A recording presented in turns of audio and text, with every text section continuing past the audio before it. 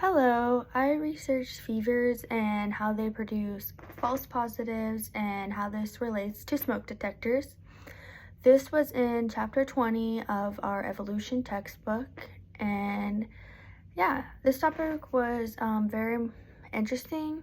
Um, the text stated that a fever can bring about hectic dreams, visions, and revelations.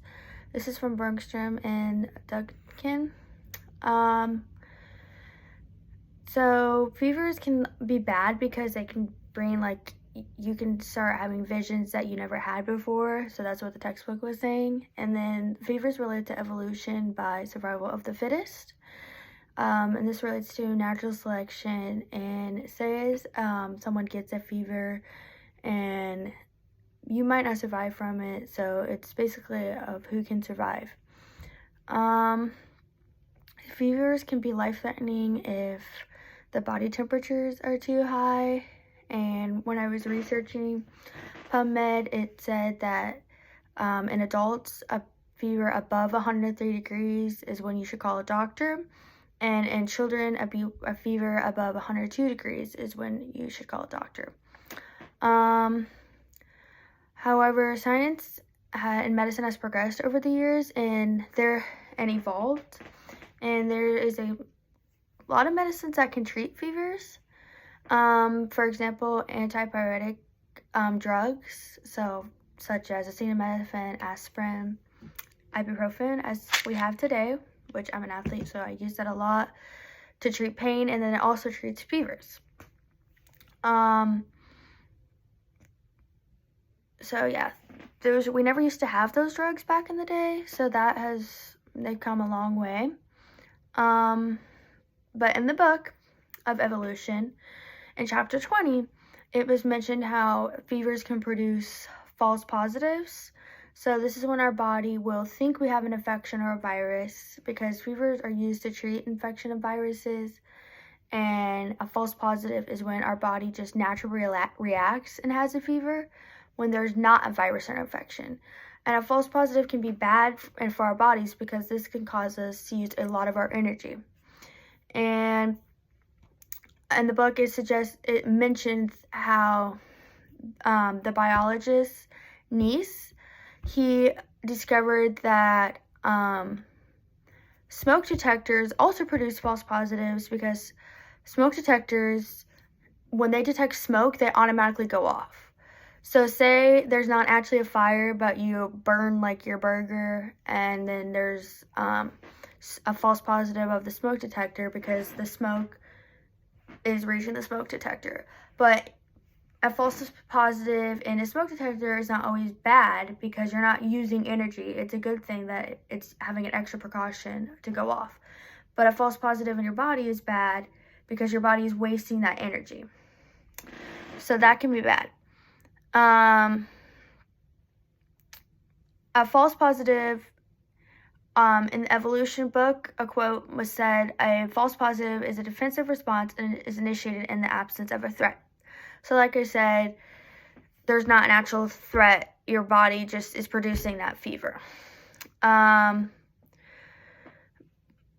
Yes, and then Randy Neese was the biologist and psychiatrist that wanted to do more research on fevers and smoke detectors, and he was comparing these defense mechanisms. And then I did extra research on the web, and according to the Northeastern Fire Association, it says that 90% of smoke detectors produce false positives and are failing at detecting actual fires. So this shows that false positives in smoke detectors can be bad when they're producing more false positives than actual positives. This can be affecting people's safety. False positives do not do harm in fires when there is a lot of false positives, but they do harm in fevers, like I mentioned earlier, because they're causing your body to use all this unnecessary energy and discomfort. And then I also researched, according to Seattle's Children's Hospital, fevers can be good because they turn on the body's immune system to fight viruses. So sorry, my phone ran out of storage, so I had to delete some stuff, but we're back. Anyways, according to Seattle's Children's Hospital, fevers are good when they are actually doing a positive instead of a false positive because it's the body's immune response to fight a virus. And temperatures between 100 to 103 degrees are normal. And then this shows up the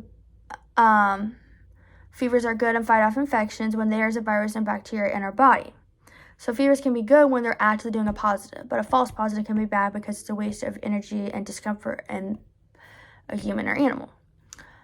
According to the PubMed Central, a fever is a response to infection that has been conserved in warm and cold-blooded vertebrates for over 600 million years of evolution.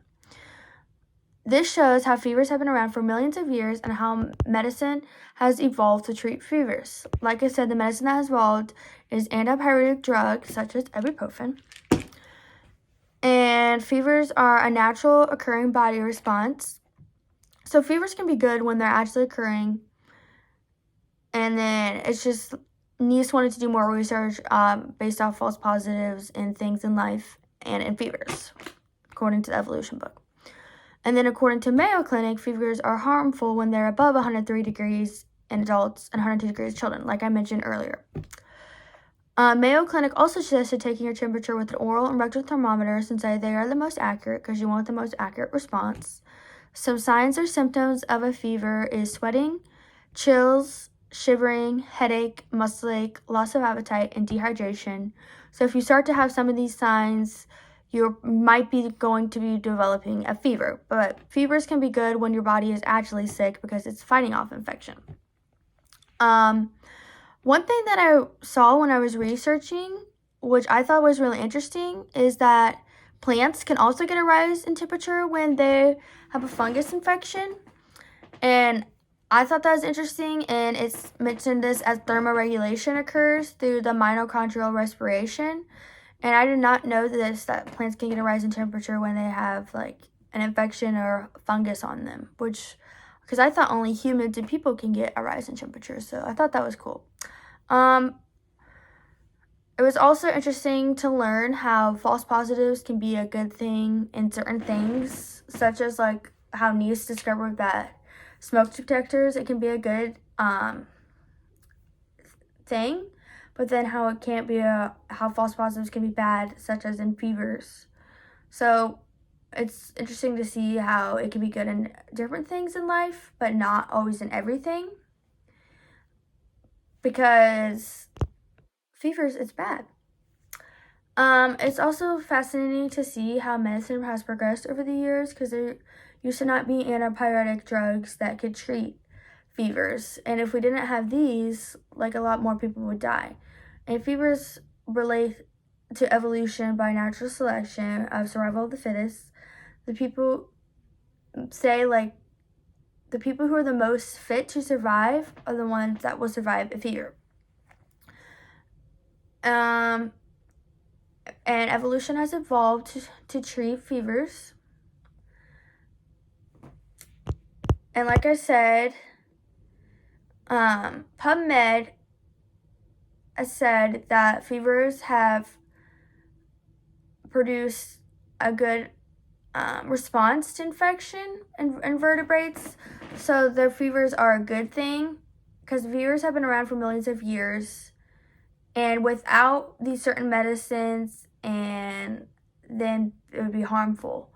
And in infants, if they were to get a fever, or an elderly, if without these medicines, they would die off because those are the certain populations that are more prone to die from sicknesses. So without these drugs that came out, they would not be able to do that.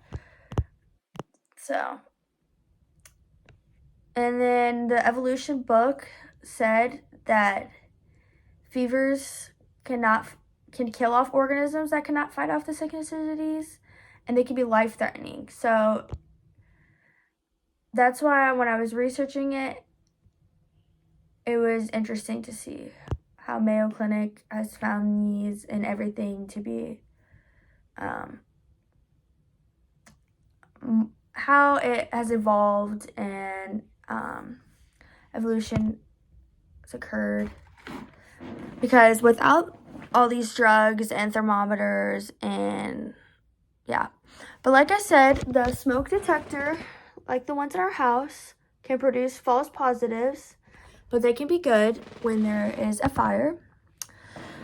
And then when there's not a fire, it's fine because they're not wasting energy. They're just doing an extra precaution. So I wanted to do this project so I can see how fevers have progressed, how they've evolved, and how medicine has evolved to help fevers. And I thought it was really interesting to learn about how false positives can be fine in smoke detectors, but not fine in fevers. So thank you so much.